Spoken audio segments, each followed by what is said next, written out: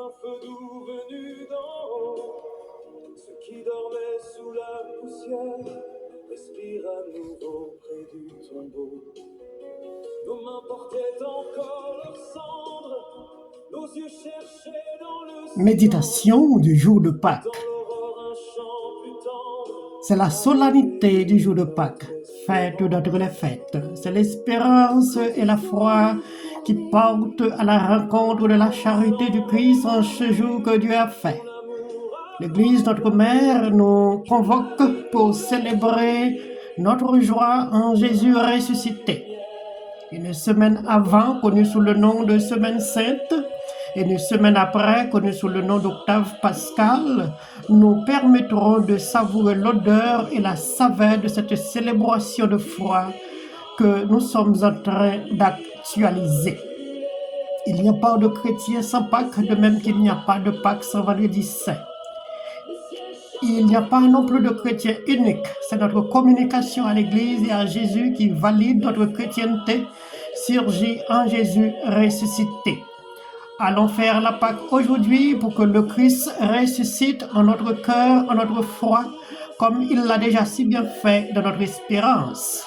Une kyrielle de lectures bibliques et de symboles liturgiques mise à notre disposition et puisée pour notre foi. Si c'était les références qui en manquaient. Lecture, épîtres, collecte, évangile, somme, cantique, louange, acclamation et proclamation, prière et intention canonique montent le décor pour que la fête soit belle, mais plus profondément pour les ancrer dans notre pensée chrétienne. Presque tous les sacrements de l'Église sont prodigués en ce temps qui marque le pivot de la foi. La cérémonie de la veillée pascale qui englobe la liturgie presque entière de l'Église avec le siège pascal marqué des signes symbolisant les plaies du Christ. L'exultette chantée au-dessus du siège pascal, la bénédiction du feu, de l'eau et la grande acclamation du grand Allel et le grand Alléluia, annoncé en termes solennels par le diacre, entachent l'événement de grandiosité. Le renouvellement de la promesse et le bain du baptême purifient et sanctifient. Tandis que l'ouverture de l'icône du Christ ressuscité, qui n'est pas faite de main d'homme, et la séquence pascale de la messe du jour ouvre la boîte de Pandore pour dire qu'il n'y a point pareil à cette solennité. La couleur dorée des vêtements liturgiques du jour proclame la valeur solennelle, combien ce jour coûte cher à Jésus notre frère et à Dieu notre Père.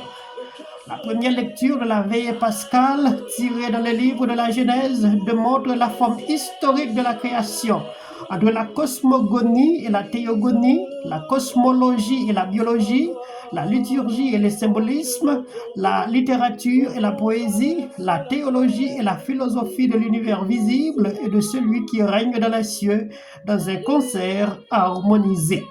Les quatre valeurs du cosmos ont pris forme dans cette lecture de la création et de la liturgie de la cérémonie. Le temps, l'espace, la lumière et la matière. Les textes évangéliques ont rendu caduc certains récits anciens, car toutes choses sont devenues nouvelles, nous dit saint Paul dans son épître aux Romains. Les lois anciennes et les traditions antiques ont été enterrés dans la tombe avec Jésus qui a passé toutes les heures du sabbat en dessous de la terre. Après le sabbat, à l'heure où commençait à poindre le soleil du premier jour de la semaine, il est ressuscité comme il l'avait dit. Venez voir l'endroit où l'on avait déposé. Matthieu 28, 1. Voilà pourquoi nous lisons dans les évangiles le premier jour de la semaine après le sabbat. C'est-à-dire, Dieu inaugure pour nous un jour nouveau avec cette résurrection et nous le chantons. Ce jour que fut le Seigneur, c'est un jour de joie. C'est l'aujourd'hui de Dieu et de nous. Alléluia, Christ est ressuscité. Il est vraiment ressuscité.